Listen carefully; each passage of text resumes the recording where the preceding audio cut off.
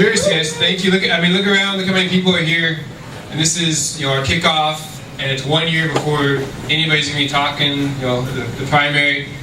Nobody else is out there already hitting the streets. We've been campaigning early on. We've already got a staff.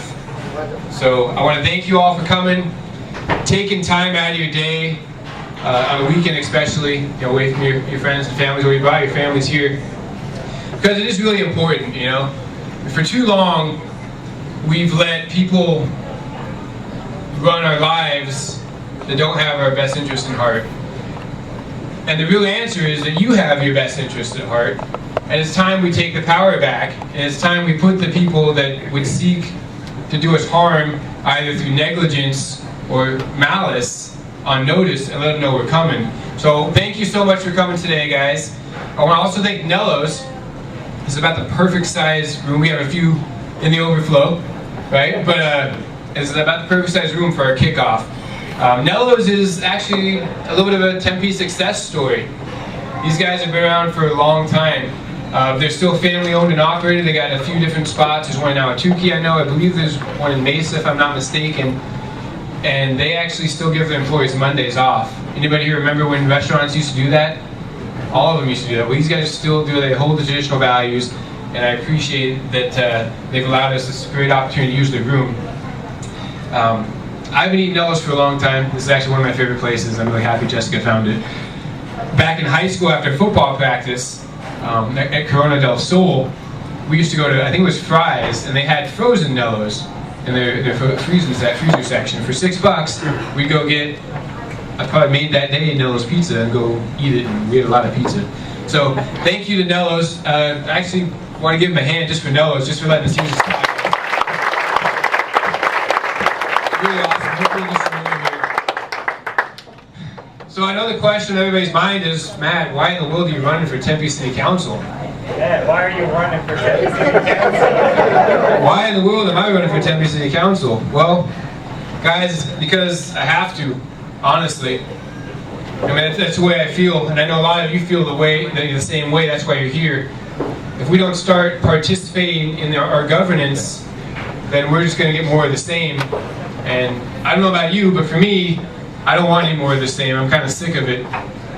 So it's got to happen. I got involved in, I hate to use the word politics, but I got involved in politics back in like 2011 or so, in earnest. And I think we've done some real good work, spreading the message. I was a national delegate, unseated to the RNC convention.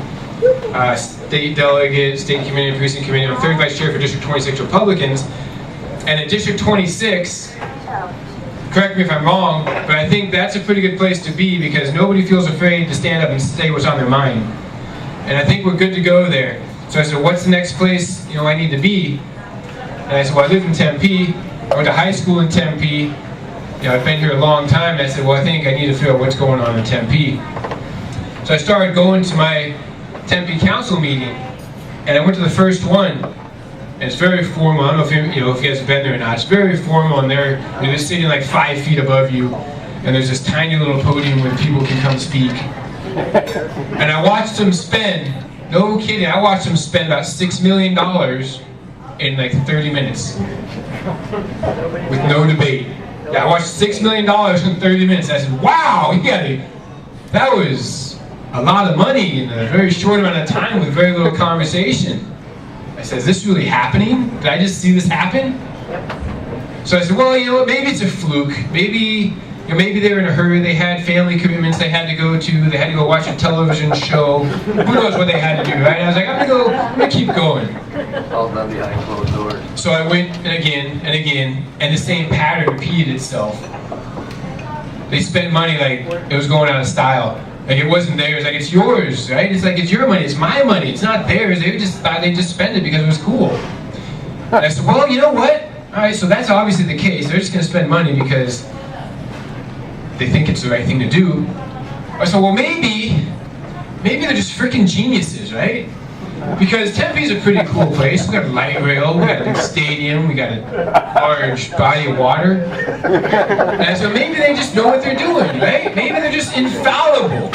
And they're on Mount Olympus and they just know what's going on. So I started digging into their finances. And guys, I'm sorry, they're not geniuses. Sorry to let you down. I mean, if you saw the flyer I put on the tables, if you didn't get one, make sure you find one. 4 of the last 5 years in the city of Tempe, they've raised property taxes on the people, on you and me, to pay for their, yes, rubber stamp vote. 4 of the last 5 years in the city of Tempe, they've run at a shortfall, meaning they've lost money, they've spent more than they've made, so they've had to tap into reserves. And Tempe has gone from about $300 million in bond debt, which some would say might be manageable. I would say you should have no debt, personally. But now they got $700 million, right? $700 million. Now, how many people are in Tempe? About 160,000? I'm not a mathematician by any means, but I can tell you that's a lot of money that you guys owe if you live in Tempe. $700 million split between 160,000 people.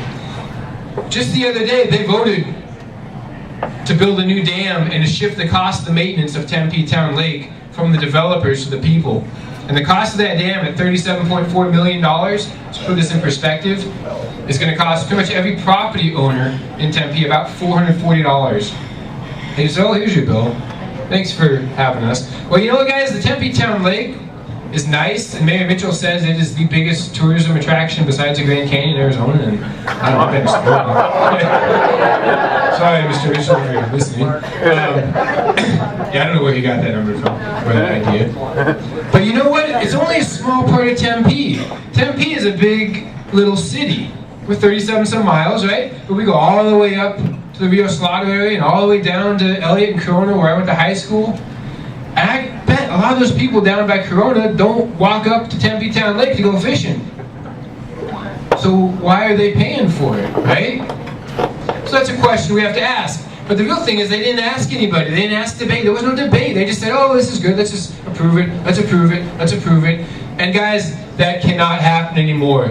And what I can promise you is when I'm elected is that we will have debate. Because debate is necessary. Public debate is necessary so that you guys and girls understand what's going on. Because otherwise, at the end of the year, all you got is a bill and you're like, well, what the heck just happened? How did you do this? And these guys are laughing. They don't care. It's not their money, right? It's your money.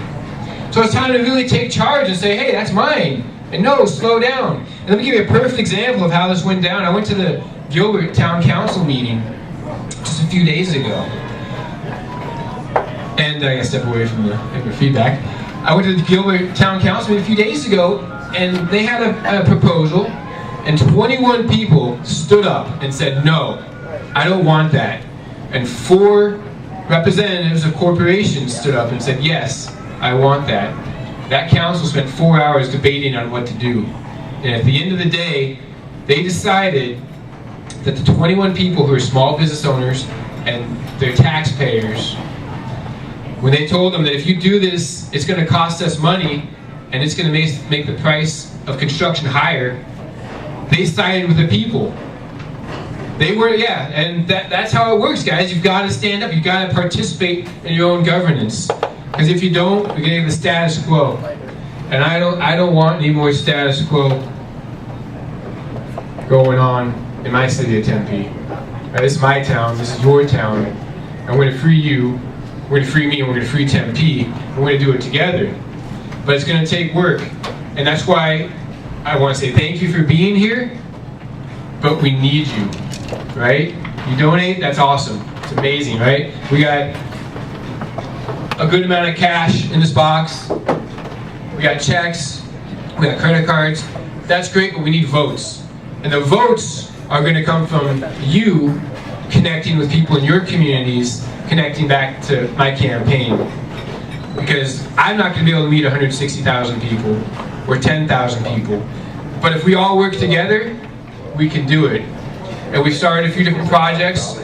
We've got a blog system already set. And if you want to be an author and a guest author and be published, come to me and we'll figure out how to do it. We're going to make sure the voices of the city of Tempe residents are heard, and they're heard loud and clear. We've got a bunch of meetings coming up planned in different areas of Tempe at tea shops and coffee shops. We're going to engage with the residents And then if you're in that area, I need you to come, I need you to bring people with you. Because the truth is, Matt Papke and you are up against a very big machine. And this machine is very well funded, it's been in power for a very long time, and it's not going to give up without a fight. And I'm prepared to go the long haul. We're already a year ahead of the primaries, we're already doing our first kickoff, we're already out campaigning, we got flyers, we got our website, we're taking donations. But I need you to stand beside me and help spread the message that the people want the power back. Because you want it back, right? You guys want the power back, right? That's why you're here. And you're going to have to work for it. So thank you very much for coming out. I'm going to introduce some of our campaign staff, and we're going to take questions. I'm happy to answer your questions, guys. I have so much to learn, and the best way to learn is by talking to you. But I want to first introduce Mr. Brian Crawford. Mr. Brian Crawford is our technical director. That's it.